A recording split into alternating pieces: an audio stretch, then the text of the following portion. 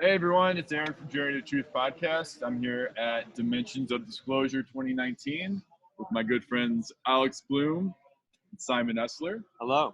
Hi. And Tyler unfortunately couldn't make it to the conference, so he's stuck back in St. Louis. What's up, guys? How's it going? Hey, what's up, Tyler? Yo. But he's joining us here on this session. So how's it going, guys? Great. Going well. It's been an amazing experience in all respects. Agreed. Yeah. Agreed. No surprise, but yeah. the ways in which it's amazing is what really catches you off guard. Yes. You know? And for Absolutely. those of you who have never been to a conference in person before, it takes the experience of connecting with people like we might on like a Facebook group or our own little clique to such a new level. It's absolutely worth it. Yep. People say, oh, it's expensive. I don't know. And I get it. You know, you've got airfare, you've got lodging and everything, but in the end, it is so worth it. It's so Not beyond even the a money. question. So beyond the money. Yeah. Yeah. Absolutely. Yeah, I've been watching all the live streams and videos and people posting. I've been envious the whole weekend. Nice. Yeah, the live Nice. stream for this has been really, really pro.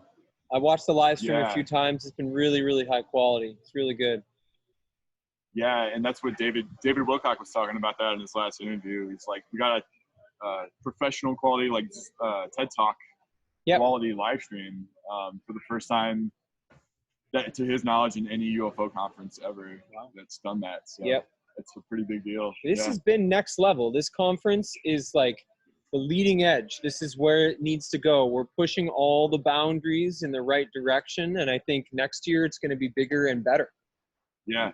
without a doubt. Yeah, well, it's so cool because I've gotten to see it grow every year, because I was at the first one 2 years ago called the Eclipse of Disclosure, and there was maybe 200 people Yeah. tops at that one, and it was great. It was a nice, small, intimate, conference, and it was amazing.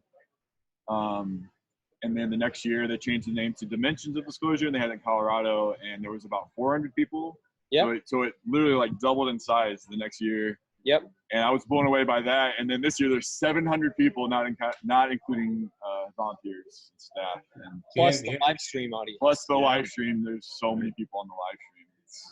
It was sold out, and I know people that wanted to still get tickets, and they couldn't. So Yeah. it's gonna grow. This information is gonna become more and more widespread. There's nothing anybody can do about it, so it's gonna grow naturally. It's almost effortless.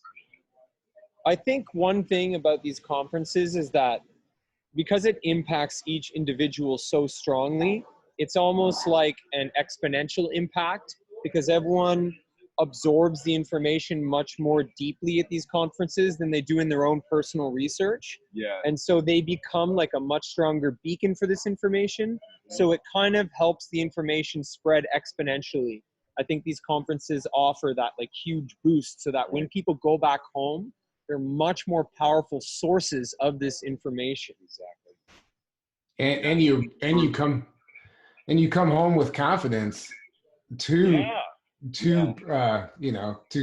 spread the information, because it's hard to talk about a lot of this stuff. So you go to these conferences, you get boosted. It's pretty amazing. Well, Yeah, and it's confidence crazy. in a multitude of ways. And here we are kind of back to the people, right? Because yes, you come back with a lot more information, but you also come back with a lot more connections, right? Mhm. Made new friends, you've connected with new people. You feel that confidence knowing that, oh my God, I'm not alone. There are other people. And as I often describe it, like, this is a very unique language that you're learning, and not everyone speaks this language.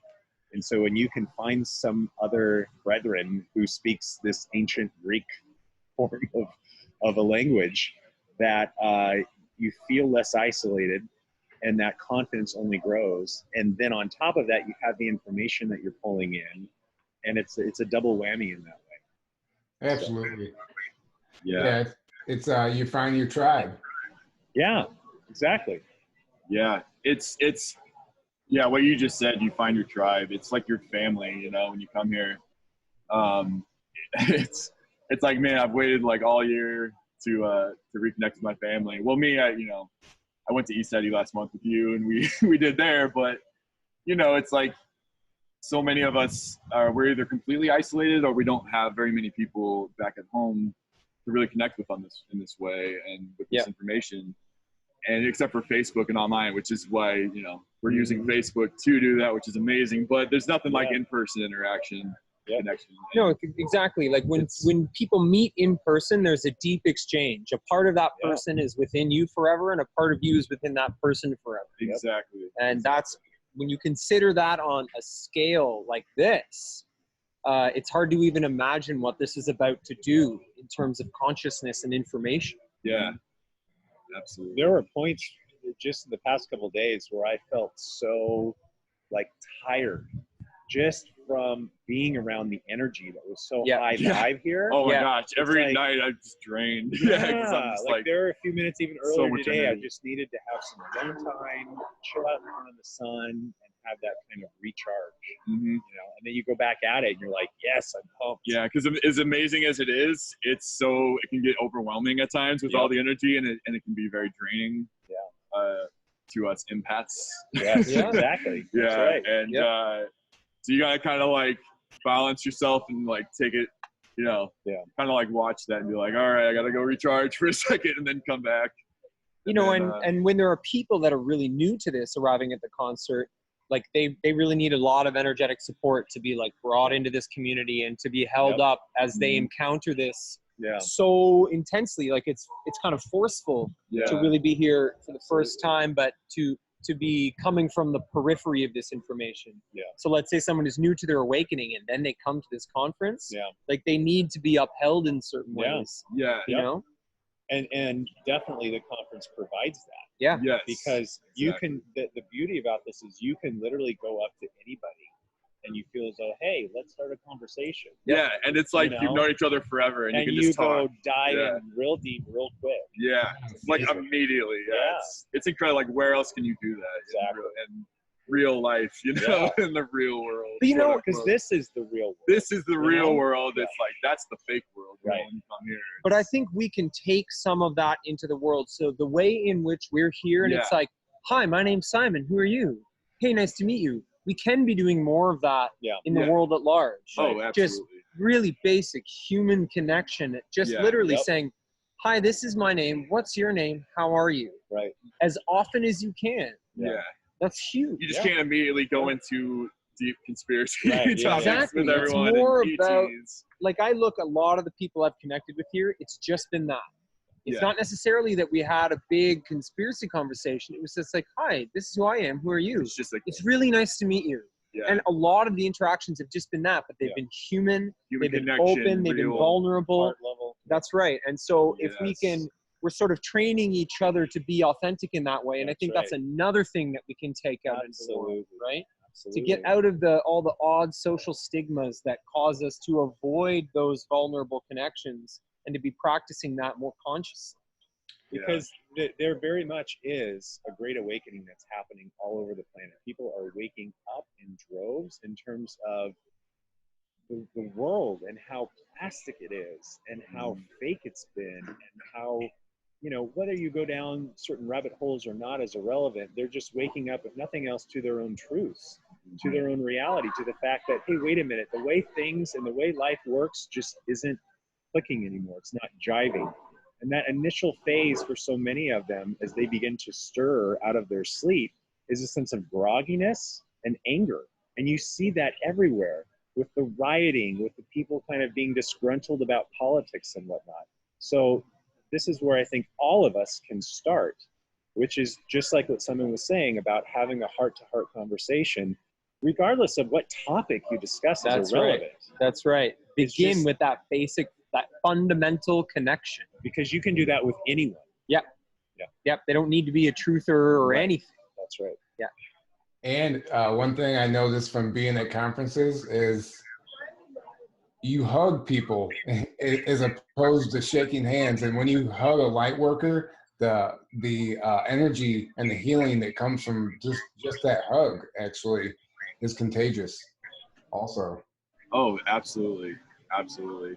Yeah, totally. for sure. Yeah, it's really, really powerful. And I think you know, we also learn things about how to like evolve this kind of conference and how to make it more welcoming to people who are not at all in this place. Mhm. You know, to make it somehow more accessible, less of a subculture that might be a little bit threatening to enter. I think these conferences, as they improve their capacity to market this effectively, to increase the production value, it starts to be more welcoming because it's using those sort of that kind of cultural currency that people outside our community are familiar with. And so they say, oh, I can come to this. Like, look at how high the production value is. It looks like a TED Talk. Right. Like, I could It probably lends come here. credibility. Exactly. It really does. It helps. Exactly. Yeah. So we don't have much time, so let's at least get one or two questions in. Well, okay. So Dawn Holiday asks, what are some, Hi, Don. Hi, Dawn. Hello, Dawn. By the way, Hey, Don. what are some practical measures we can take in our daily She'll see lives this later. to help bring down the cabal? What are some practical measures? Learn about memes and make memes. Make memes. Yeah. Under, Right and, off the bat, it's and understand the censorship that's taking place, the Google censorship, and understand how that works and how we're all being duped essentially. So if you can work around that and not feed into that system, that's a good way also. Absolutely. Yeah. I would say stop buying into the system as much as you can. Don't try not to support it, you know, with your money, with your time, energy, what you're watching, what you're listening to. That's right. Because all of that, not only is it supporting it on a 3D level with money and like financially and whatnot, but it's also energetically supporting, because what you're taking in is affecting not only yourself, but the collective consciousness of everyone. Yeah, And on an definitely. energetic level, we're all connected and we're all affecting each other. So, so the better stuff you can take in, the better you can improve yourself, the more effect you're going to have on the collective in that way. Yeah, and I want to add that, in my experience, one of the most effective tactics in terms of being disconnected from some of the social programs and the mind control that's so difficult to overcome is to really truly learn to be utterly quiet inside. And when you learn to be totally quiet inside, you really can't be coerced. There's no way for your silence to be manipulated. Yeah. And so if you build that tool, it's really effective at protecting yourself and at maintaining the objectivity you need to have proper discernment. So when you can be quiet and observe something, it's much more likely you're going to actually see it clearly and understand what its true nature is. Yeah. Great point. Great point. Beautifully said. The phrase that's coming to my mind is one that many of us have heard, which says public awakening is their greatest fear. It absolutely is. And I think that there's several different layers in terms of what that means. So public awakening in terms of awareness and getting information out. And that's where we come back to like memes. It's a very simple, easy, but extremely effective way at waking people up, because everyone is on a social media platform of some form. And at this point, everybody knows, or at least is somewhat familiar with the meme. And so even if they're scrolling through Facebook extremely quickly and they have nothing to do with the truthing community, but they have friends who are there, they're at least catching some phrases, some concepts, some names, some ideas. And by you doing that, you're planting seeds. I think about with my memes that I make, that you're scattering seeds in the wind and you have no idea where it's going to take hold and what mind it's going to really latch onto and germinate. So that's one layer of public awakening. Another layer hits on what Simon was just saying about an inner awakening that then affects in a public sense, right? Yeah. When you can practice mindfulness, for example, when you can do some quieting and just getting in touch with that small, still voice within, that sense of intuition, that sense of knowingness, that sense of, this is where my power is and no one can take that away from me, then you will more easily discern truth from falsehood. And when you're being coerced from a message, when you're getting that spidey sense of this feels off, or there's something about this that doesn't resonate, you honor that, you listen to that, because you've gotten in touch and you've done that inner work. Yeah, so key. That's so key. Absolutely. Can I ask you guys a question? Yeah, one more. I just wanted to say one more thing, and that is the concepts that we were just discussing of like memes and who we support and you know, mindfulness and going within. This is so simple, right? I mean, these It are really things is. that are free. You don't have to pay. You don't have to go to an expensive seminar and fly all over or whatever. Like, that's the beauty of it. You have to take a bunch of classes and learn a bunch of stuff. Yeah, exactly. It's so simple and easy. Yeah, I was going to ask you guys a question before we have to get off here. Yeah, my battery on my computer is dying actually too. So Just tell me what's been the highlight of the conference so far. I'm dying to hear about it. Oh, the whole thing. But to me, just being around, just being with this community and interacting with people, and the interactions I've had have been any new like shocking information or anything that maybe that's what I'm kind of interested in. Yeah. Yes, you wanna absolutely. I would say that Sasha Stone's talk blew me away in that regard. He revealed information that I had never heard before that was really high quality, like well-sourced information, especially his work with Russian scientists who are building alternative technologies that are like a lot of like life-saving advanced health technologies. He spoke about a Russian group of scientists that have been working with an extraterrestrial for decades now. This extraterrestrial is in the lab with them. It's a green orb being that has been teaching them to build advanced technology, that's been teaching them about the energetic changes that are occurring from our solar system moving into a new sort of stellar cloud, and how that energy is going to open up a window to build new technologies that could not have been built before that. And he showed pictures of the lab with this green orb moving around the lab and the scientists.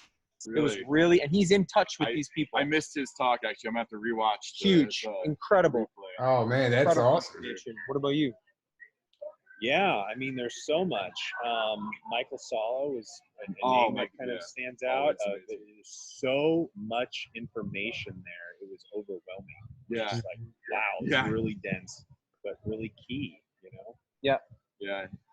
And when David Wilcock and Corey Good were on last night, I mean. Yeah, that's a good one. Yeah. Yeah, it was just fun. You know, they kept it fun, but like serious at the same time. And, yeah, and I really like this. David kind of like had Corey go through like how he met Corey and how he like the story there, how they got involved, and how he's like, this is my experience with Corey. This is why I 100% believe he's legit. He's the real deal. And he kind of went through all the points on that, and it was just so great. Because, you know, a lot of people maybe on the live stream that are still on the fence about Corey, or, you know, I don't know about this Blue Avian stuff or whatever. Like, they get to hear David's own personal experience about his interactions with Corey and how he's viewing it, you know, and how he is saying, no, he's 100% legit. Like, I'm very careful with that kind of stuff. I'm not gullible. Like, I have verified things over and over. He's said things that no one knew about that I've been holding on to that insiders have told me. He's like so many of the things that he had that Corey would bring up, and he's like, how the heck did he know that? You know, and unless he's legit, unless he really did have all these experiences. So that's so cool. That's so important right now. Like you said, a lot of people are on the fence, and he's getting such a bad rap. Man, poor guy. Oh yeah, he gets attacked. Yeah. It's hard, yeah. So I'm glad he actually got up there and once again clarified it. It needs to be done. It does need to be done again and again as the following around this material builds. It does need to be reaffirmed over and over again for new people. That's really important. It's so good he's doing that. Yeah. Yeah. And yeah, it's just something. Speaking of new information, I had somebody get a hold of me that found our podcast online or whatever, and just today I talked to him on the phone. He has all this evidence and proof of you know, the FBI being, you know, directly linked to the cabal and all, like the Yeah, I saw that. I saw the message he said. Yeah. Yeah, but it's just crazy. This guy here has proof and documents and evidence, and like he's approaching me about it. So it's so cool to be in this movement, and we're gonna have him on. It should be really interesting. Yeah. Wow. Yeah. Awesome. Great news. Awesome. Yeah. Well, anything to wrap it up really quick? My computer's at 1% battery, so. All right. You know what? Yeah, thanks for having us on. Thanks for spreading the message and doing the work you guys do. It's really badass, and I look forward to all your growth. Thank you so much, and thank you guys so much for doing the work you both do. You're both incredible and amazing, and keep it up, because you guys are doing some great work. Thanks, brother. Yeah.